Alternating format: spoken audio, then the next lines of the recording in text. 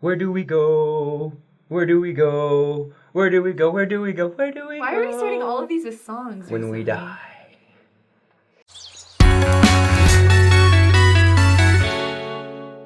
Obviously, Jesus Christ is very, very important. His gospel is very, very important. But what happens to all the people that lived off in, the Eskimos or the people in the middle of the jungle in Brazil that never hear about Jesus Christ in their lifetime? This is a legitimate question. Sorry, I just didn't see where that was going. The fact of the matter is, in order for people to be saved, you have to have the gospel. Yeah. But some people just haven't had the opportunity to hear the gospel. I see what you mean. Yes. So are they just totally screwed? No. Why not? What happened? How do we... Because, okay, here's a really cool thing about our church. Okay. And it's that we believe that everyone will have the opportunity to hear the gospel before they're placed in, heaven or what part of heaven. We have a whole episode about heaven, so watch that. But we believe that everyone has an equal opportunity, whether they had that opportunity on the earth or if it's in heaven. So in this episode, we're talking about afterlife ministry.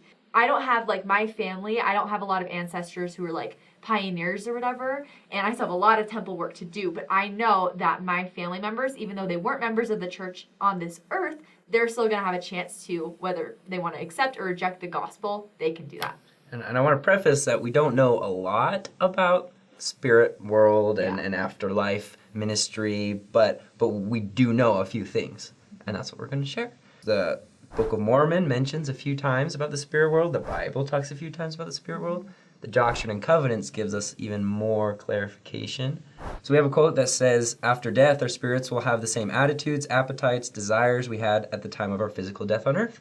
And so pretty much the person you are when you die is the person you are in the afterlife. The same attitude, same personality, same desires. And I think that's kind of gives me hope, that all of this work here on earth, all of the growth I'm having here is for something, still be me. And I think that also lends to the understanding that you can still keep learning, from spiritual missionaries, that you can still learn about the gospel even after you're dead. Yeah. Never stop learning. Never stop growing. And if someone can tell me what that is referencing, I will be extremely impressed. Get a David Star. Hope someone You'll get in a the gold star. comments Get it? knows. David I Star. don't know.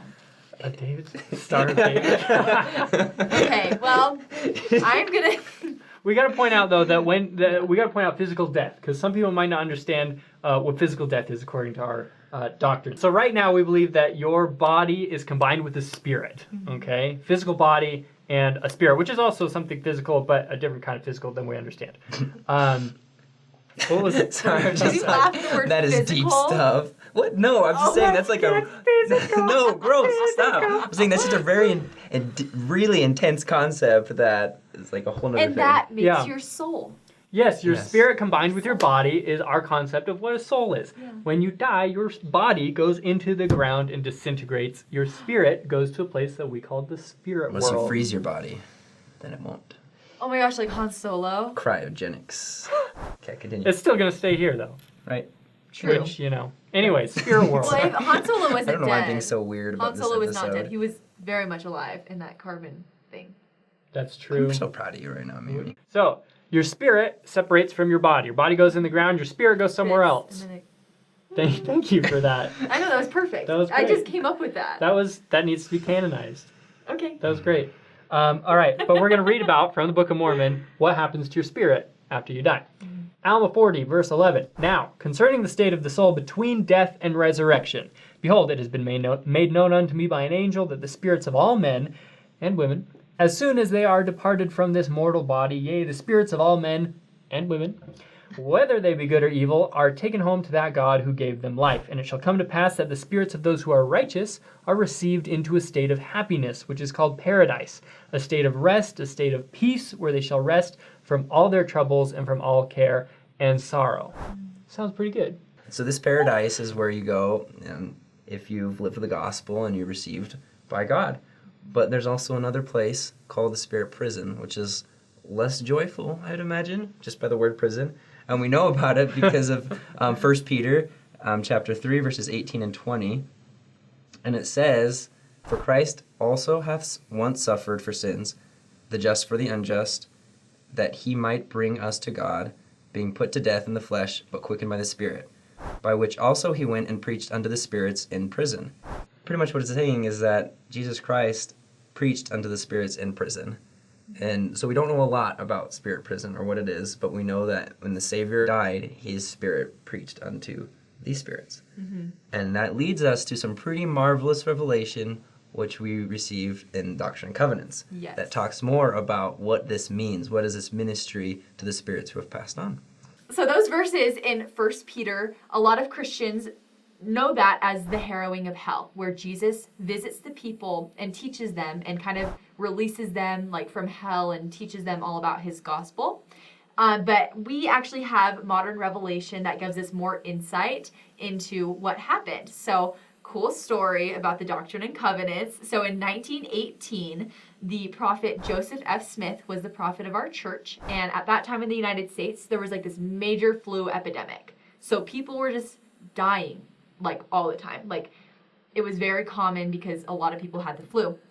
So during this time, our prophet, President Joseph F. Smith, was reading these verses and was wondering about these people who were dying, and he was wondering about what Jesus did, like how he ministered to so many people during just those 3 days before being resurrected, because that's a lot of people to minister to in a very short amount of time. So at that time, while he was reading those verses in 1 Peter, he had this revelation. So we learn in D&C section 138 that Jesus Christ actually visited spirit paradise, and he kind of like gathered his troops, almost like missionaries or just like ministering people, like as Past we do prophets. now, past prophets, you know, just good people from paradise to go preach to the people in spirit prison. So I think that's really cool because Jesus wants us to have that opportunity to learn and grow too. And I don't know for sure whether he went to spirit prison or not, or if he just went to the paradise. Like, we don't know all of those details, but we do know that Jesus wants us to have opportunities to serve because he knows what it does for us. And I just think that is really awesome knowing that we have, you know, past prophets and apostles and just possibly ancestors who are helping other people accept the gospel now too. This is just a fun fact, food for thought. So when a lot of our doctrines about the spirit world come from the Book of Mormon and the Doctrine and Covenants, and some Christians have a problem with it because they're like, where does it say in the Bible? And that's an understandable conclusion. But it's interesting to think because when Christ is on the cross, he turns to the thief at his side that is also being crucified, Barabbas. And he says, today you're going to be with me in paradise. I'm summarizing, of course, paraphrasing. But then 3 days Christ dies, 3 days pass, he's resurrected, and he finds himself in front of Mary Magdalene. And Mary wants to touch Christ, and Christ says, touch me not, for I have not yet ascended to my Father. So it's interesting that he names a place called paradise, but this is obviously not the place where God the Father is yet. And we believe that Christ during those 3 days was in the spirit world, as we call it, helping organize the missionary efforts for those that have passed on that either didn't accept the gospel or did not have an opportunity to hear about it during their life. Yeah. Interesting stuff. Food for thought. Think about it. Wow. Mull it over. My brain is so full right now. So that is what we know from the scriptures about this topic. To be honest, we don't have like all of the answers for this because it hasn't all been revealed to us. If you have any questions, make sure to comment and like, subscribe. For every like on this episode, I will do a hair flip.